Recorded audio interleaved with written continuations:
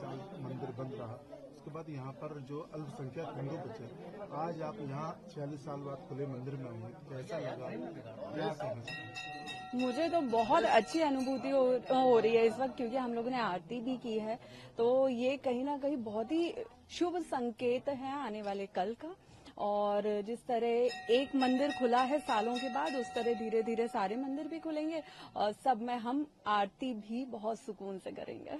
1978 के बाद संभल में अल्पसंख्यक हिंदू हैं, क्या कहेंगे सनातन?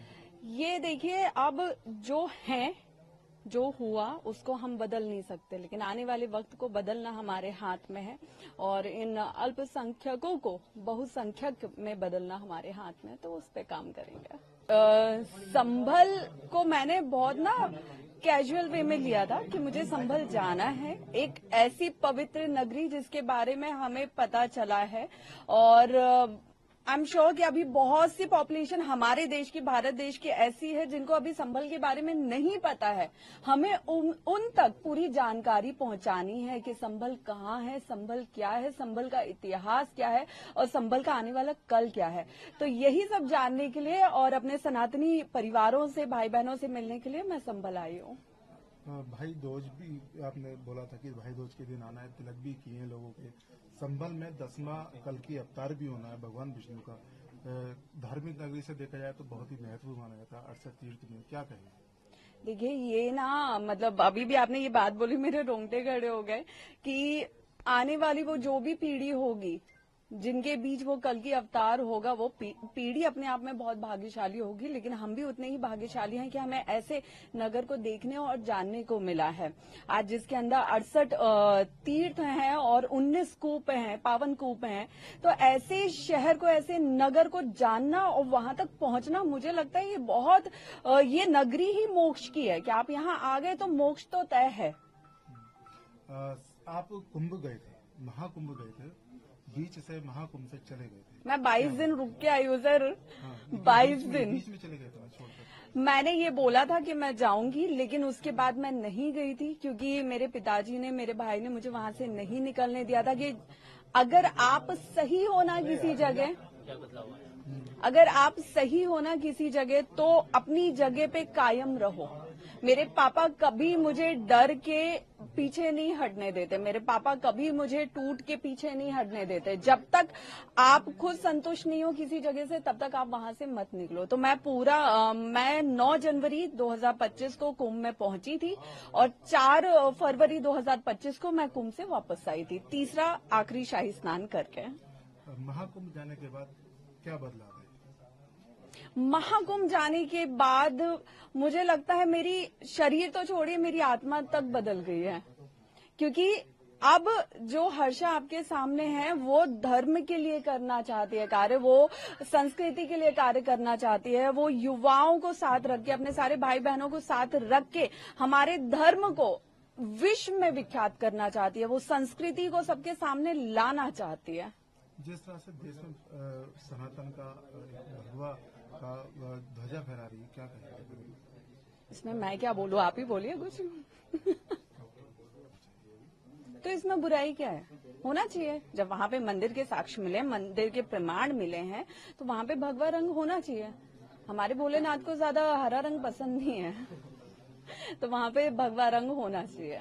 संभल में 46 साल बाद खरगोसराय मंदिर, जो कार्तिक महादेव मंदिर है, वो मिला है, उसके कपाट खुले थे, लगभग सभी का वहां आना जाना है।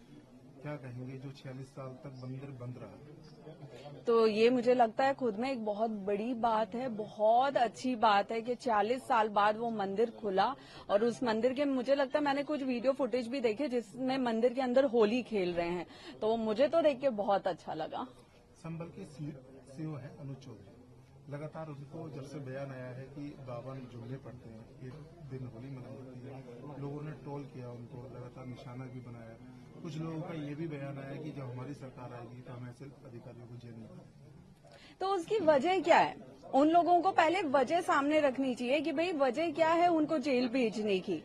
उन्होंने एक बहुत ही फैक्ट बात बोली, एक बहुत ही सच बात बोली है जो आप गूगल पे भी सर्च कर सकते हो। उस हिसाब से तो गूगल को भी बैन कर देना चाहिए कि गूगल ऐसा बोलता है कि होली साल में एक बार आ रही है और फ्राइडे जो है, शुक्रवार जो है, जुमा जो है वो साल में 52 बार आ रहा है। अब अगर गूगल ये बात बोल रहा है और वही बात अनूप भैया ने बोली, अनूप चौधरी भैया ने बोली है, तो फिर अगर उनको जेल जाने की बात कर रहे हैं तो गूगल को भी बैन कर देना चाहिए कि गूगल भी हिंदू के पक्ष में बोल रहा है या गूगल भी ये सच्चाई बोल रहा है। आपने कहा था कि विवादित जो मस्जिद है उसको तोड़ा नहीं जाए, क्या कहेंगे बुरी बात? देखिए, आपने आधी बात सुनी है। मैंने ये बोला था कि हम हर बार क्यों तोड़े मस्जिद है, कभी तो हम सामने वाले के धर्म का सम्मान करें और जिस तरह उनके रीति रिवाजों में दफनाना है उसी तरह मस्जिद को दफना के उस पे मंदिर का निर्माण करें। तो पहले कभी संभल के बारे में सुना या कभी आने का प्रयास? नहीं, वही मेरा लक्ष्य है, वो यही है, मेरा उद्देश्य जो है वो यही है कि मुझे अभी मीडिया के माध्यम से, लोगों के माध्यम से, सोशल मीडिया के माध्यम से ये जानकारी हुई है संभल के बारे में, तीर्थों के बारे में, हमारे मंदिर के बारे में, कल की अवतार के बारे में, ये सारी चीजें जो हमें जानने को मिली है, यही मैं यहाँ से जानकर जाऊंगी और यही अपने माध्यम से और लोगों को बताकर, और यही चीजें मैं पूरे देश में बताना चाहती हूँ कि संभल कहाँ है, संभल क्या है, संभल का इतिहास क्या है और संभल का आने वाला कल क्या है। ये हमें ही लोगों तक और हमारे सनातनी भाई बहनों तक, युवाओं तक पहुंचानी होगी ये बात, ये जानकारी। संभल की जाम मस्जिद है, उस पर हाई कोर्ट ने कहा है कि एएसआई के निर्देशन पर उसको, निर्देशक पर उसकी पुताई की जाए, रंगाई पुताई की जाए, क्या कहेंगे? देखिए, कोर्ट के आदेश पे तो मैं कोई भी सवाल नहीं उठा सकती हूँ। उस समय उस पर सफेद कलर किया जाता है।